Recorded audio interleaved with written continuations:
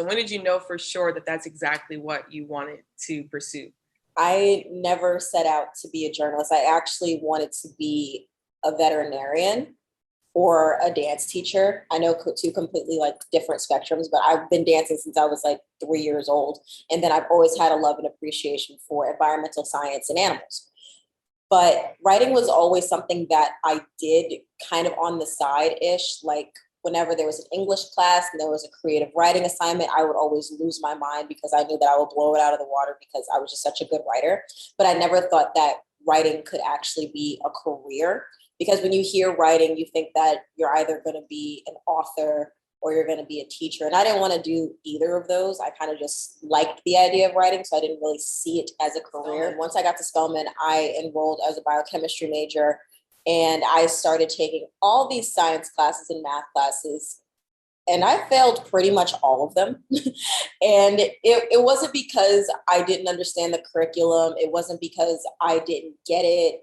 It was just because I'm the type of person where it's like, if I don't feel a passion for something, I can't get in it. Like, it doesn't matter what it is. I can say, oh, I like to paint, but if I'm not passionate about painting, my painting's probably going to suck, because when people do something that they love, it translates. And when people do things that they don't love, it also translates. So it translated to F's and a lot of W's for me.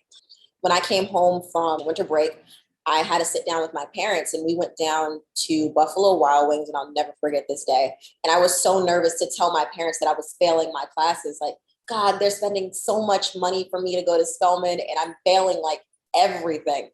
So we ordered our wings and our little, mocktails or whatever. And I was like, so I'm like failing. Like, I'm not like a little bit of failing where it's like low B's and C's. Like, I'm actually like failing in real life in the world. And I can't be a biochemistry major. And then my parents looked at each other, and my dad was like, Sharon, you owe me some money. And I was confused. I was like, did y'all not hear what I just said? Like, I'm failing everything. And my parents, granted they're parents, they know me better than I know myself sometimes. They said that they knew that I wasn't going to be a biochemistry major forever. And not because I wasn't smart, not because I didn't have the talent, but because they knew that I was more of a creative, and they knew that I was the only one in my way of wanting to do something creative. So they were kind of just waiting for me to admit the fact that I wanted to be a full-time creative.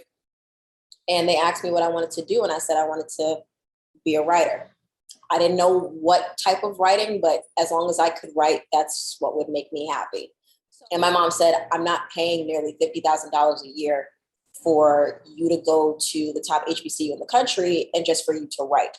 So it's either you get an internship in the field that you want by the end of the year, or I'm pulling you out of school and you're going to community college here. Because my mom had moved down to North Carolina, so she wanted me to go to a school closer to home. And I said, not going to happen. So I busted my butt for the rest of the year. I was doing pretty much everything I could. I was briefly on the Spelman Blueprint. I joined Morehouse College's Maroon Tiger newspaper. I was doing all these things that I could possibly do. And lo and behold, long story short, God blessed me with an internship at ABC7 down in Washington, D.C. And needless to say, I was like, Mom, I got you. I can stay. And from there, my career trajectory has just it's been crazy. But I graduated from school, I didn't have a job, which was very disheartening to me, because I was the girl on campus that was, getting all these cool internships. I was the girl that was at CNN. I was the girl that was at Adult Swim. I was the girl that did all this. But I was also the girl that didn't have a job. And then imposter syndrome kicked in, because I saw all of my friends, getting these cool jobs at amazing places in STEM and communications and media. And I'm over here, eating Talenti on my mom's couch, and I don't know what to do. So I didn't really have any direction. So I started my own PR company, because I had an appreciation and love for PR as well. And I was kind of doing that on the side when I was in Spelman. And I started my own PR communications company. And my first two clients actually were Beja Rodriguez, former OMG Girls member. She's absolutely amazing, has a great career now. And Lotto, when she was Miss Mulatto, she was my very first client. And with that, they trusted me so much with their brands. We were able to media train together. We got press clips together, and it was a learning experience because I was 18 and I had my 18. I was 20 and I had my own company. And then there were these, 18, 19, 20-year-olds who were depending on another 20, 21-year-old to help cultivate their brand. And through there, I was able to build a lot of meaningful relationships with people at different outlets like Ice Cream Convos, Rolling Out, Essence. I got to build a lot of good relationships because I was a publicist behind the scenes. And I realized that a lot of writers that I worked with sometimes would take a press release that I had written and take the interview that they did with my client and really spin the story into something negative. And I didn't like that. So I realized instead of me depending on the writer to write some of this stuff, why don't I just write the article and they can just push it on their site? That way, the writer can, say that they did the story, but I know the story that's being told. And then after a while, when I kept doing it, I realized that I'm writing all these great stories and I keep seeing them, but my byline doesn't exist. Like everybody knows me as a publicist, but nobody knows that I'm actually writing some of the stories that are out here. So I spoke to somebody who I'm still in contact with today. Her name is Marie Driven of Playbook Media Group. Absolutely amazing. I told her one day that I want to actually start writing like all these stories that I'm writing for other people. I don't want to do that anymore. I want to actually be a writer. So she in turn introduced me to Shamika Sanders over at Hello Beautiful. Absolutely amazing. One of my mentors. She's probably one of the people most responsible for where my career is today. And after Hello Beautiful was X on Nicole, after X on Nicole was Revolt, and so on and so forth. And here I am today. So obviously you are a huge freelancer and you kind of been freelancing in different publications.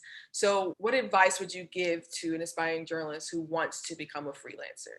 Know that you're going to get a lot of no's at first, and that is completely fine. The first no you get, I promise you, it will not be the last no that you get. And it's going to be annoying because you're going to keep getting emails like, oh, well, this isn't a right fit right now, or, maybe we can revisit this, and maybe the person never circles back to you. And that will get very annoying. But when you do get that yes, and somebody does accept your story, that yes is going to hit so much differently because you got 1,000,005 no's. It's kind of like when I was speaking to, who was I speaking to? I was speaking to Sierra Capri, who plays Monse on my block. And she was telling me about her acting journey and how, a lot of people will tell you no, and you'll get a lot of these auditions and callbacks and all that stuff. And some people just won't get back to you. But when you get that one role, like, she's Monse on my block, which is a huge Netflix series, it will change your life. And for me, I got so many no's left and right. So many people didn't get back to me. But when I did get that one yes from Shamika Sanders, and she allowed me to be part of the Hello Beautiful fam, and my very first assignment, ironically, it's actually crazy. My very first assignment was going to the Essence Fashion House and do a piece on, top street style looks, because I'm like a street style type of person. And ever since then, people were tagging me in their work, and then people saw me, and then this person and that person, and, come full circle, probably, I've only been doing this for like a year and a half. Full circle now, I'm full-time at Essence. And it all started with me having the trust of somebody with their brand. I will say also to people who are looking to freelance, it's okay to turn down assignments. You don't have to say yes to every single thing that you get, because that's something that ran me ragged at first. You could have so many amazing ideas and pitch them all and get them all approved, but that does not mean by any stretch of the imagination that you should stress yourself and put your mental health at risk to get it all done, especially if they're evergreen pieces, which are pieces that can always live online and people can always look up. If it's not timely, you can always plan out your content. If you want to write it, sit it down and write it one weekend and bang it out, you absolutely can. But always make sure that you put your mental health first, because freelancing is a lot. You don't have a structured schedule like an 8:30 to 5:30 or 9 to 6 schedule like a corporate or full-time job. That's not how it works, unfortunately. As a freelancer, you are your own boss. You're essentially an entrepreneur. So you have to plan out your day. You have to make sure that you're getting enough sleep. You have to make sure that your mental health is right. You have to make sure, if you go to the gym, you have to make sure that you're going to the gym. You have to make sure that you're eating right. And you have to make sure that you're setting boundaries. So that's the advice that I would give them.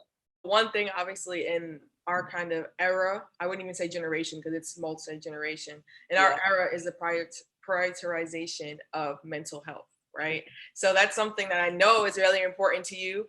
And oftentimes, like you just said, media is not a 9 to 5 job. So what are some ways that you've learned to prioritize your mental health, and how would you suggest the next generation of journalists to set up healthy boundaries while still kind of working hard and grinding? That's an excellent question, because I feel like mental health is not a one size fit all conversation. I feel like people tend to forget that what works for my mental health will not work for somebody else's mental health. I am in the area of prioritization. I have to write everything down. I don't know if it's the writer in me, but I absolutely have to write everything that I'm doing down, when I'm doing it, how I'm doing it, where I'm doing it, why I'm doing it. I have to write it down. But for some people, like my best friend, for instance, she put on Instagram and said that she sees why people use planners, but she doesn't use them. She uses reminders on her phone, which I can't do because I absolutely hate being on my phone a lot. I just have to be on my phone a lot. But everything is different when it comes to prioritization. Set intentions at the beginning of your day. That is super important, because the last thing you want to do is wake up in a rush and start fumbling everywhere and be like, oh my God, I'm late for this call, or oh my God, let me beat my face real quick or do my hair. You want to make sure that you're giving yourself time enough in the morning so that you can have a great start to your day. Whether it's, what I did this morning is I listened to India Irie's entire playlist. I put on my diffuser with some tea tree and ginger oils, and I made myself a bagel.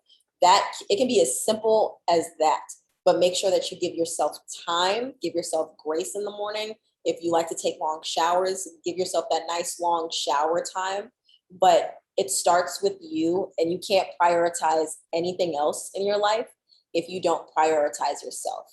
And for the next generation of journalists, I will absolutely tell them that it's okay to not be okay, because at the end of the day, before we're journalists, before we're writers, before we're media correspondents, before we're reporters, before we're any job title, we're humans. And I feel like oftentimes as journalists, there's a dehumanization.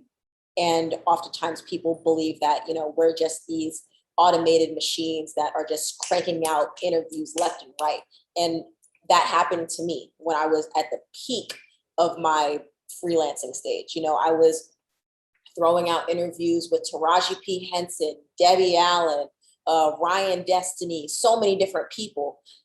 And I forgot that I'm literally on autopilot. And that's how I know when my body is telling me to relax. And I'm pretty sure other people, especially in the media industry, can empathize as well. When you feel like you're kind of at a phase in life where you're just doing, like you're not conscious of it. You're kind of just like waking up, working, eating, shower, sleep, repeat. Like that's it. Your body's probably telling you, okay, you're losing lack of passion. You're not losing lack of focus, because you can obviously get the work done, but you're losing lack of passion because you're starting to just do it. So how can you get from just doing it to actually immersing yourself in it and being excited about it? Because the one thing that I love the most about my job, and I'm pretty sure anybody in media can understand this, is that even though I'm in-house and I'm at Essence, I feel so blessed to be in the position that I'm in, and all the experiences that I've had as a freelancer, as someone who's in house for the very first time with my first editorial job at Essence, that's amazing to me. And I love my job.